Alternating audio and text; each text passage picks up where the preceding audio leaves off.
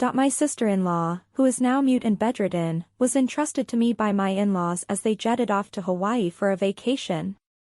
Just before their departure, my husband, Jack, made it clear that it was my responsibility to care for her and not to slack off. As soon as Jack and his family left the house, my sister-in-law sat up and said, "Okay, let's get going too." I'm Lisa, 29 years old. During my teenage years, I dreamt of becoming a pop star, but I soon realized that it was a fleeting aspiration. Before I knew it, I was in my late 20s. My journey with Jack began after we met through a mutual friend. I got into the relationship because my mother, with whom I live, had been persistently asking when she'd get to see her grandchild. As I got to know Jack, I discovered that he too had once aspired to enter the entertainment industry when he was younger. Despite our past dreams, Jack now works at a prestigious trading company headquartered in downtown Manhattan. I had worked at a bank until I married Jack and eventually quit. One day, Jack and I visited his parents' house. Jack has a younger sister named Lucy who had fallen ill with a fever during her childhood. Her mother initially thought it was just a common cold, but when the fever persisted, they took her to a doctor and discovered she had encephalitis caused by influenza. It was already too late, and Lucy was left with brain damage, rendering her bedridden. The high fever had also affected the part of her brain responsible for speech, leaving her unable to speak. Lucy's care had mostly been managed by my mother-in-law. For some reason, Lucy and I had a strong bond, and I always looked forward to visiting Jack's family. Lucy couldn't communicate verbally, so she used sign language, and over time, I naturally picked it up. One day, I signed to Lucy, "We're like best friends who've known each other forever, aren't we?" She replied with signs indicating, "Yes, we are. Let's stay close friends forever." I assured her, "Of course we will." However, my mother-in-law, who was the complete opposite of Lucy, was often sarcastic towards me. Jack and I lived in a condo about a 30-minute drive from his parents' house, but my mother-in-law would occasionally show up unannounced, nitpicking at various aspects of my life. She would scold me about Jackie's shoes being filthy and how it reflected poorly on his work, stating that it was my responsibility to keep them clean. She consistently referred to Jack as Jackie. She insisted that I always fold the laundry neatly because if I didn't, Jackie would be in a bad mood. These old-fashioned expectations, she made clear, were instilled in Jack by none other than her. She even demanded that I should never go to bed before him, even if Jack said it was okay for me to do so. Jack, when we were dating and initially after our marriage, was kind and rarely disagreed with me. He would agree to have dinner outside when I wasn't feeling well or buy me designer bags if I liked them. However, about a year after our marriage, he began to change, or perhaps he was reverting to his original self. He started coming home late from work, smelling of alcohol. He became increasingly busy on weekends, always attributing it to work. Even when he occasionally visited his parents' home, he refused to let me accompany him. This change in his behavior puzzled me. So one day, I decided to confront him. "Jack, you've become so distant lately, it feels like you're a completely different person," I expressed.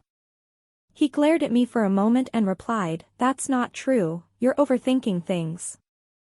"I don't think I am," I retorted. "You barely talk to me anymore." Jack's response was firm, "I told you, you're overthinking it. Stop bringing this up." With that, he walked away, heading for a shower, effectively ending the conversation. Jack surprised me when he mentioned, "This Sunday, I'm going home." "What are you going to do?" I was taken aback because he had consistently declined my company on previous visits. "Wait, I can come with you this time," I suggested. To this, he responded, "That's why I'm asking." "Well, of course, I'll come." "I'd like to see Lucy too," I added. Jack frowned slightly and remarked, "You and Lucy seem to get along really well, huh?" I replied, "Yes, we do. It feels like we've been best friends forever." On Sunday, I drove us to Jack's family home in Nebraska, stopping at a bakery along the way to pick up some pastries as a gift. Jack's mother typically greeted me with a frown, as if she wasn't pleased to see me. I offered her the pastries, saying, "Mother-in-law, please have some of these." She took them from me, peered inside, and commented, "Is it these pastries again? They're getting boring, but since you insist, I'll have them."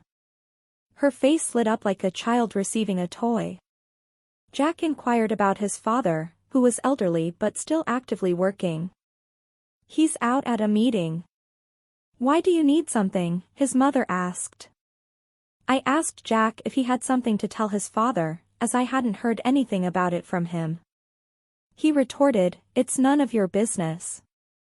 "What do you mean? We're a married couple, aren't we? Can you just stop nagging?" His mother chimed in, "Exactly. If Jack doesn't want to tell you something, you shouldn't be prying." Realizing that arguing with her would be fruitless, I decided not to respond. Then Jack's sister appeared, saying, "Oh, Jack, you're here." Jack mentioned that he had something to discuss and inquired if she could take a long vacation next month for a family trip to Hawaii. She declined, stating, "I'll pass. I don't have a passport." I was surprised that Jack, who was usually busy with work and rarely took time off, was suggesting a trip to Hawaii. His mother-in-law seemed displeased with my involvement and scolded me, "You shouldn't meddle with decisions Jack has made.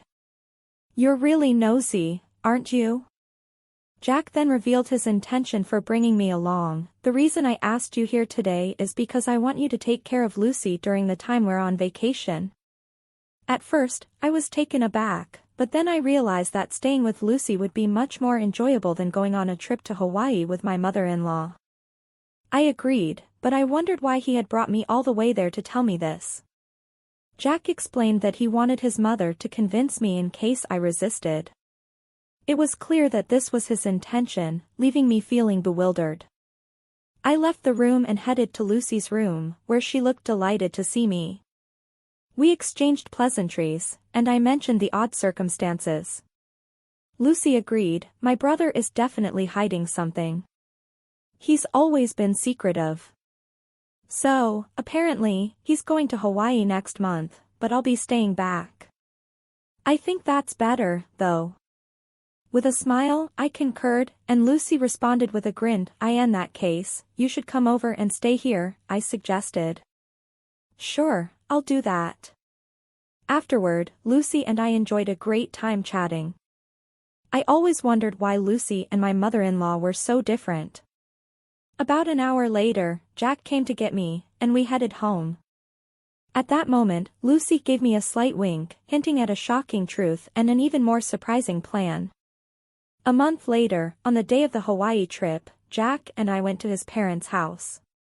Even though I wasn't going to Hawaii, I brought my luggage to stay at my in-laws for a week with Lucy.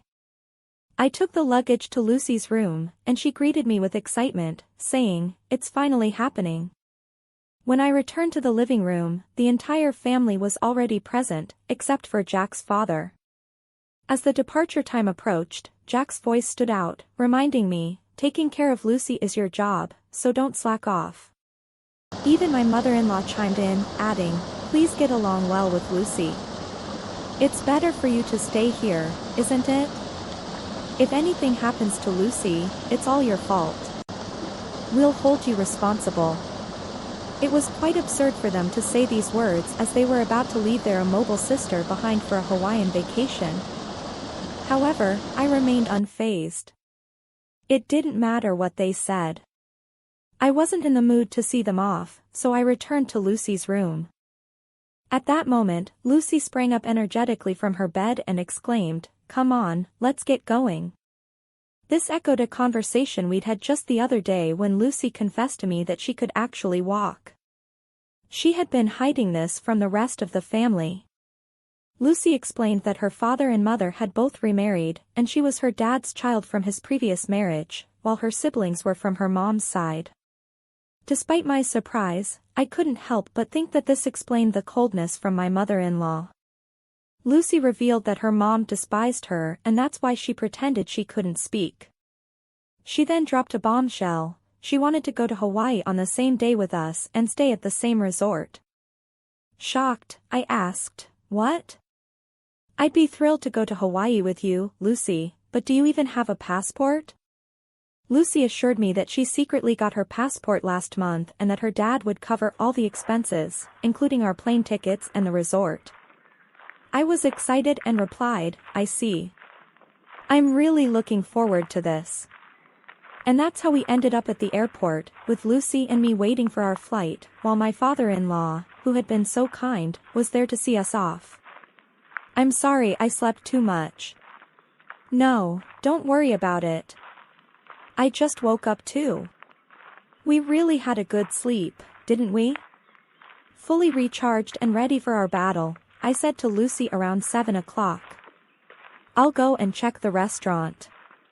As I was looking for Jack and his party from the shadows near the restaurant's entrance, I found them dining joyfully in a far-off spot. I was too far away from them, so I decided to venture deeper into the restaurant. From my position, all I could see was their backs, and it was hard to identify anyone. But I spotted the back of a young woman I didn't recognize. There wasn't any such woman when they had left Jack's parents' house. Upon seeing this, I was taken aback, nearly letting out a loud gasp, but I managed to suppress it.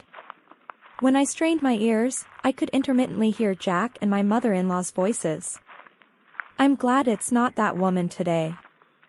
"Yeah, I really drew the short straw. She's tainted my family record. If only we had an elegant daughter like her from the start. I want to divorce her and start fresh soon. Try to find a reason for the divorce and extract a hefty alimony from that woman. Even without a cause for the divorce, it's fine. I can fabricate as many as I want. She's so bad that I want to throw her in the trash. I want to see my grandchild from you and her." My mother-in-law was giving the woman a smile that she had never shown me before. I was driven by the urge to step forward and see the woman's face, but I held it in. I returned to my room and told Lucy that took a while. "I'm sorry, I saw something shocking. Jack brought a woman that I've never seen before." "What?" I was about to scream. Jack and my mother-in-law were continuously bad-mouthing me, and Jack even said he would find a reason for divorce. "That's terrible." Jack called me a bad catch, but seeing him with another woman, I felt relieved. Now I can divorce him outright. That's a good thing. Shall we make our entrance then? Lucy and I headed towards the restaurant hall. When we entered the restaurant, we requested to sit near Jack's table and were able to get a seat quite close to them. They didn't notice our arrival as we were sitting quite close. We could hear their conversation well, which was still filled with derogatory comments about me. I was amazed and ended up giving a bitter smile at how they could badmouth me indefinitely. Seeing my face, Lucy gave a nod with a smile, which was a cue for us to begin our counterattack. I stood up from my seat, stepped forward toward Jack, and shouted, "Are you all having a good time?" I'll never forget the look on Jack and my mother-in-law's faces at that moment. Their mouths agape and eyes wide open, they froze for a few seconds. After a few seconds, my mother-in-law finally spoke. "Why are you here, and how did Lucy get here without a wheelchair?" Lucy stood up, gave my mother-in-law a smile, and said, "I don't need a wheelchair. Thanks to you, my body and speech have returned to normal. I must have caused you quite a bit of trouble for a long time." Lucy was asked when she regained her ability to speak, and she replied, "I wonder when that was, maybe last year." My mother-in-law asked, "Then why did you hide it until now?" Lucy explained, "Because it was better if you guys continued to believe that I couldn't speak. You and Jack were speaking ill of me earlier, weren't you?" I asked. Jack denied it, but Lucy threatened to play a recording of their conversation, which made them both uneasy. My mother-in-law fell silent, but Jack stood up, accusing me of making outrageous claims. I retaliated. "Once I return back home, I'll immediately contact my lawyer to initiate our divorce procedure. You can't deny the fact that you're on a vacation abroad with another woman, plus you described getting with me as drawing a. I expect you to demonstrate sincerity by paying a hefty compensation for that comment, I declared. At my words, my mother-in-law seemed to acknowledge her defeat, and her attitude abruptly changed. Lisa, dear, I really like you. Please try to get along with Jack. This woman is not involved with Jack, she pleaded. I'm sorry, but I can't do that. Since I am a blank lottery ticket, I cannot live with Jack. Please enjoy your time with this woman. Oh, and I might also seek compensation from her. Isn't that exciting? I smirked. The woman in question turned pale and began to tremble upon hearing my words. Unfazed by the public gaze, Jack fell to his knees and pleaded, Lisa, I beg you, don't make this a big deal. My company has strict rules about this, he implored. What's that? You don't sound sorry at all, I replied. Jack appeared taken aback and then tried again. Lisa, I beg you, forgive me. If my company finds out, I'll lose my job, he confessed. Though your place sounds better now, I will never forgive you. You are married, and yet here you are on an overseas trip with another woman, I said firmly. Upon hearing my words, my mother-in-law also fell to her knees next to Jack, pleading, Please forgive my son, with tears streaming down her face. By this time, all the other customers were watching us, and the restaurant manager started walking toward our table. Seeing this, I got up and said, Well, Lucy and I will head back to our room. You all enjoy your Hawaiian vacation. I guess things will get a bit difficult when you get back home. Hearing this, Jack started sobbing and shouted, Please forgive me. I can't afford to pay any compensation. At his loud outburst, the restaurant manager frowned, instructed something to a nearby staff member, and then briskly told Jack something. It was a polite way of telling him that he was disturbing the other guests and needed to leave. However, Jack was taken aback and didn't understand the manager's words. Soon, 2 burly security guards arrived and hauled Jack away. Jack was sobbing and struggling, but he was no match for the 2 bulky men. My mother-in-law and the woman were dumbfounded and unable to utter a word, while Lucy and I were also surprised by the turn of events. I thought Jack got what he deserved. A week later, Lucy and I returned home. Jack was quickly released and seemed to have returned to his room. However, I later heard that he had been in a state of shock since returning and had kept to himself until the end of the trip. The day after I returned home, I went to the law firm where my old college friend worked to request a divorce proceeding. Unfortunately, my friend was not present, but a female lawyer was assigned to me, who was very easy to talk to. I was able to explain everything that had happened. After listening to my story, she assured me that a divorce was possible, that I could claim alimony, and that she would investigate the woman who was with Jack in Hawaii before determining whether I could claim alimony from her as well. A month later, the female lawyer contacted me and informed me that it had been proved that Jack had been dating the other woman for about 6 months. Hence, she said it was possible for me to demand alimony from this woman too. I requested the female lawyer, Please squeeze as much alimony as you can from Jack and his woman. She smiled and nodded. 2 months later, I was officially divorced, and into my bank account was deposited the alimony from the 2. I mumbled as I saw the amount, and that's karma for calling me a blank lottery ticket. 3 months later, Jack and my mother-in-law suddenly visited my place. Despite it being only 3 months, they had lost a lot of weight and looked completely haggard. I asked them, What do you want? I don't want to see your faces. Jack replied in a thin voice, I'm sorry. Could you lend me some money? I've lost my job, and the woman ran away. I don't even have money for food. My mother-in-law also spoke in a whisper, I've divorced my husband too. I don't have money. Please, I beg you. I responded, Too bad. I have absolutely no obligation to help you. And even if I did, I would never help you guys out. Now please leave.